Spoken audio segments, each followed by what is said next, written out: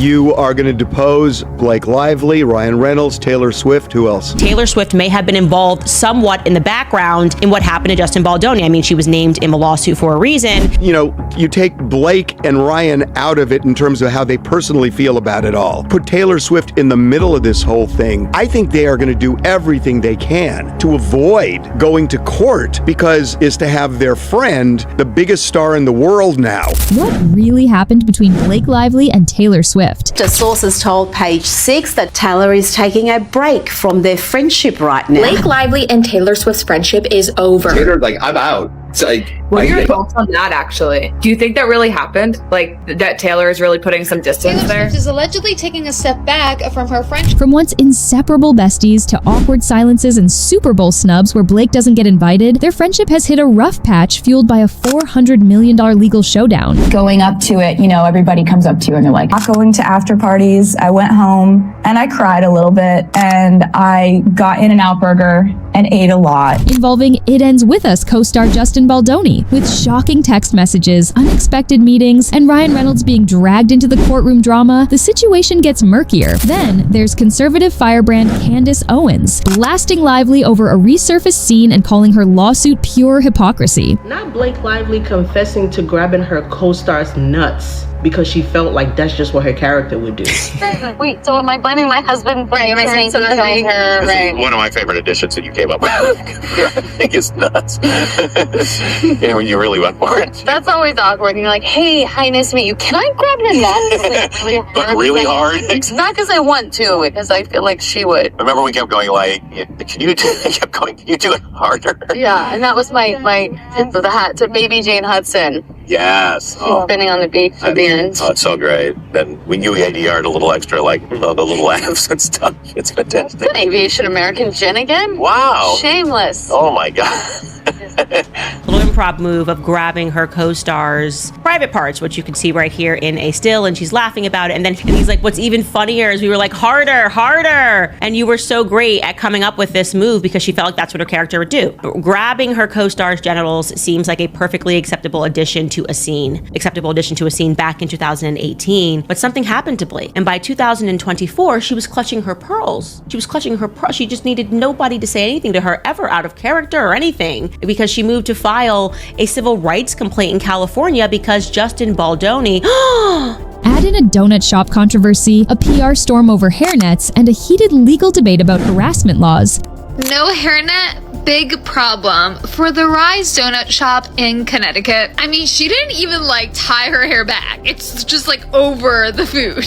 People wrote about it on social media. They wrote about it on Yelp. They called their local health department. This story is way more than just celebrity gossip. Are Swift and Lively making peace? Is Reynolds really a co-conspirator? And will this case reshape how Hollywood handles harassment claims? Stay tuned, because it only gets wilder from here. Why was that the perfect Taylor Swift song to use for that moment in the film? I actually have to give credit to Sony, who cut this trailer. They picked that song of all the songs. And at that point, her music wasn't in the movie yet. That moment is the turning point. It's what allows her to make her decision about what she's going to do about. I mean, my friends, there's sort of a unspoken code that we're there for each other and we would never turn on each other. It's kind of this alliance that is the best kind of friendship you can have. Blake Lively and Taylor Swift's friendship appears to be undergoing a reconciliation phase after months of tension stemming from Lively's ongoing legal battle with It Ends With Us co-star Justin Baldoni. The rift reportedly began when Lively's text messages, revealed in Baldoni's countersuit, referred to herself as Khaleesi from Game of Thrones and implied that her dragons, believed to be Ryan Reynolds and Taylor Swift, were instrumental in protecting her. This comparison allegedly left Swift feeling blindsided and used as an intimidation tactic in a lawsuit she had no involvement in. The fallout led to Swift distancing herself from Lively earlier this year, with reports suggesting that she limited communication to avoid further entanglement in the legal drama. Fans speculated about their strained relationship when Swift did not publicly support Lively's film It Ends With Us, a stark contrast to her vocal endorsements of other Friends projects. Adding to the fallout, Lively was notably absent from Swift's guest list at the Super Bowl 2025, where Swift hosted a star-studded suite alongside her boyfriend, Travis Kelce. TMZ reported that Swift intentionally excluded Lively due to their strained relationship, signaling a deeper rift. We just broke a shocking story.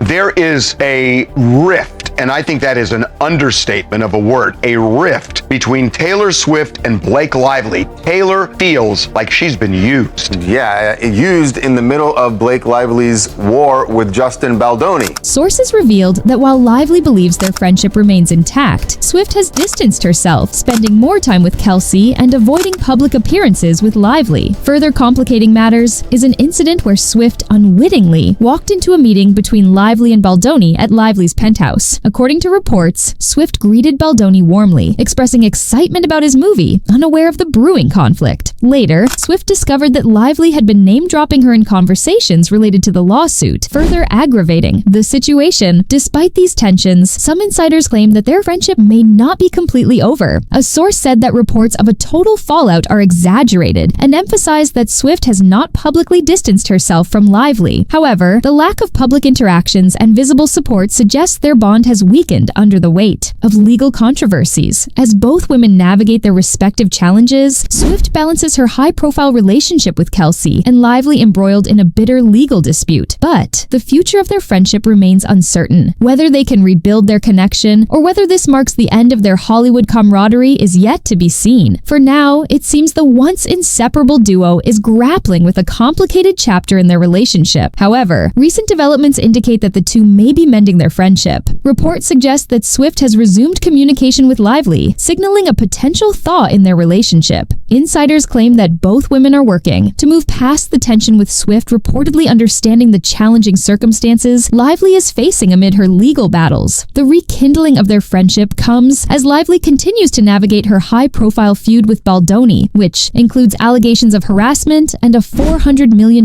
defamation countersuit. While the legal drama has undoubtedly strained personal relationships, the renewed connection between Swift and Lively suggests that their long-standing bond may withstand the pressures of Hollywood controversies. As fans eagerly watch this friendship unfold, it remains to be seen whether their reconciliation will fully restore the dynamic they once shared. Blake Lively's attorneys have launched a robust counterattack against Justin Baldoni's opposition to her motion to dismiss his $400 million defamation lawsuit, framing the case as a critical test of protections for harassment survivors. Baldoni's legal team, led by Brian Friedman, had argued that Lively's motion to dismiss should be denied because his complaint provides ample evidence of her calculated efforts to extort and manipulate him and Wayfarer Studios to seize control of their film It Ends With Us. Friedman emphasized that Baldoni's lawsuit details specific defamatory acts by Lively, including allegedly fabricating harassment claims to damage his reputation and strong-arm creative authority. However, Lively's lawyers, Mike Gottlieb and Ezra Hudson, fired back, accusing Baldoni of attempting to undermine California's sexual harassment privilege laws designed to protect victims. They argue that Baldoni's lawsuit seeks to prioritize the rights of alleged perpetrators to sue their accusers over survivors' rights to speak out about harassment. Gottlieb and Hudson stressed that Lively's claims are shielded under Section 47.1 of California's Civil Code, which protects individuals who report harassment in good faith from defamation lawsuits. They assert that Baldoni's legal strategy is a dangerous effort to silence survivors and chill legitimate accusations. Lively's team also addressed Baldoni's specific harassment allegations outlined in his complaint, which include claims that he created a hostile work environment by discussing his sex life and pornography habits in detail with employees, as well as improvising intimate scenes without prior consent. Her lawyers dismiss these as distortions, arguing that Baldoni is attempting to reframe Lively's legitimate grievances as malicious fabrications. They reiterated that Lively's allegations were made in good faith and are supported by evidence, including witness testimonies and documented interactions. Friedman, in a statement to People magazine, argued that Lively's actions would set a dangerous precedent by barring his clients from exercising their right to defend themselves in court. In essence, Lively's camp is accusing Baldoni of hypocrisy, suggesting he is abandoning the principles of advocacy and support for victims that have become central to his public image. Baldoni has actively positioned himself as a male feminist and advocate for gender equality. He has spoken extensively offensively on challenging traditional masculinity and promoting healthy relationships. On the other hand, Friedman argues that Lively's efforts to dismiss the case aim to shield herself from accountability and prevent his clients from clearing their names. He claims that Lively's actions would punish them for exercising their constitutional right to a day in court. This escalating conflict highlights the complex interplay between First Amendment rights and the pursuit of justice for harassment and defamation claims. It raises questions about the burden of proof, the potential for abuse of legal processes, and the challenges of navigating allegations of misconduct in the public sphere. As the legal proceedings continue, it appears certain that the already contentious relationship between Lively and Baldoni will further deteriorate, leaving lasting scars on their reputations and careers. The case has become a flashpoint in the